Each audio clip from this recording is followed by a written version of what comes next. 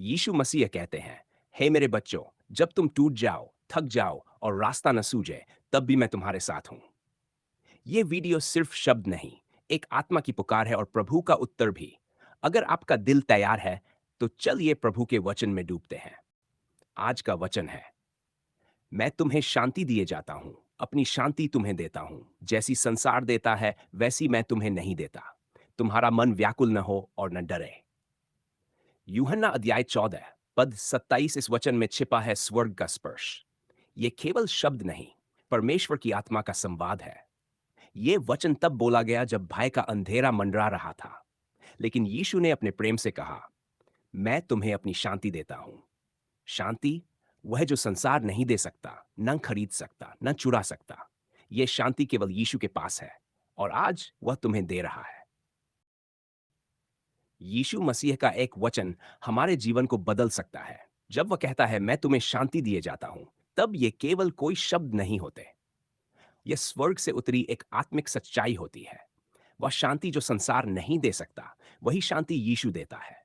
सोचिए, जब हमारा जीवन तूफानों से भरा होता है, जब चारों ओर से समस्याएं हमें घेरे रहती हैं, जब रिश्ते टूटते हैं, जब सपने बिखरते हैं, जब दिल डर से भर जाता है, तब एक स्वर हमारे अंतरात्मा में गूंजता है, तुम्हारा मन व्याकुल न हो और न डरे। यीशु जानता है कि हम डरते हैं। वह जानता है कि जीवन में दर्द होता है।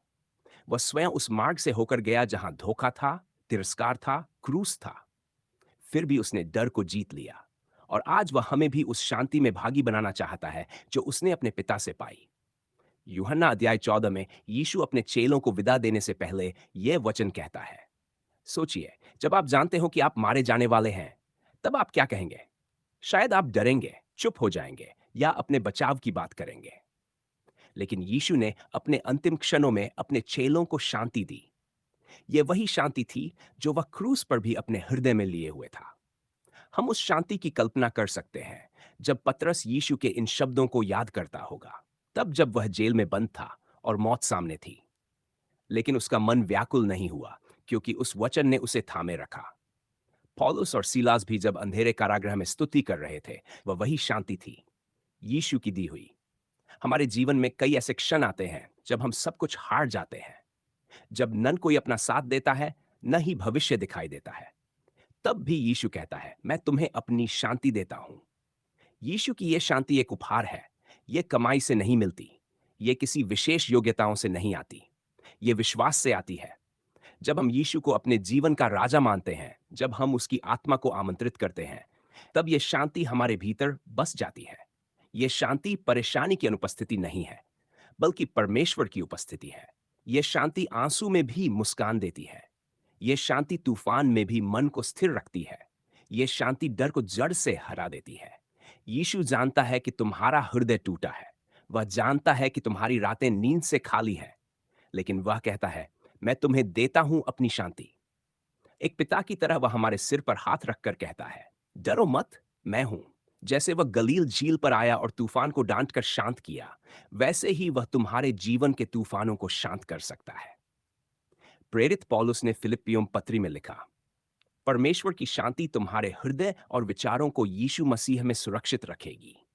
यह वही शांति है जो हमारे भीतर निरंतर बहती है जब हम परमेश्वर पर भरोसा करते हैं, जब हम प्रार्थना में जाते हैं, जब हम बाइबल को पढ़ते हैं, जब हम उसके वचनों पर मनन करते हैं। वह शांति हमें ढक लेती है। इसलिए आज, चाहे तुम्हारा जीवन किसी भी हाल में क्यों न हो, एक बात स्मरण रखो, यीशु मसीह तुम्हें अपनी शांति देना चाहता है। उसके पास आओ, अपने बोझ उसके चरणों में रख दो, अपने आंसू उसके सामने बहा दो और फिर सुनो वह क्या कहता है, तुम्हारा मन व्याकुल न हो और न डरे। यह वचन तुम्हारे लिए है, आज के दिन के लिए, इस घड़ी के लिए, इस जीवन के लिए। यीशु तुम्हारा सहारा है, तुम्हारा विश्वास है, तुम्हारा उद्धार करता है, क्योंकि उसने जो वचन कहा वह झूठ नहीं हो सकता।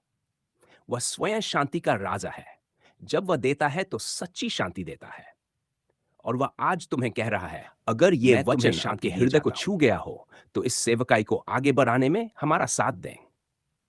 इस वीडियो को लाइक करें, कोई भावनात्मक कमेंट जरूर छोड़ें और ऐसे ही आत्मिक वचनों के लिए चैनल को सब्सक्राइब करें। आपका एक छोटा सा सहयोग किसी और की आत्मा तक यीशु का प्रेम पहुंचा सकता है।